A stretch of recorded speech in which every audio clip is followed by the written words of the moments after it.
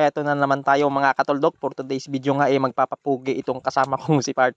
Iyon no, ginawang salamin ang kamera. At naghahanap nga ito ng mapapangasawa o baka meron kayo dyan na kilala na magaganda daw na dalaga o baka meron kayong kambing dyan na mga dalaga.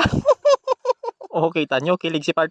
O gusto niya yung kambing kasi sabi niya magagaan lang daw. At ayan, sinimulan ko na nga siyang gupitan. At sabi niya sa taas wag ko daw bawasan. At malapit na nga matapos yan. Pero syempre hindi natin makakalimutan. Kailangan pang ahitan yan. Paahit pa daw siya sa kilay. Sabi ko, naku po, magmukha kang alien yan. Eto talaga pinakagusto ko, ang mag-ahit. Lahat ng mga salbahe pag nagpapagupit, bumabait. Katulad na lang yan, subukan gumalaw. Pag natanggal yung isang tenga, palitan na lang tenga ng kalabaw. At nung patapos na, nag-request pa, sabi niya, lagyan mo ng kidlat ha, sa batok banda. Sabi ko, pangit ang kidlat, mas maganda ang ulan. Pero ayaw niya ng ulan, siya daw ay napangitan, kaya daanan na lang ng tren ang kinalabasan. Oy nga pala, wag kalimutan, itong video, i-share mo naman. Salamat, yun lang.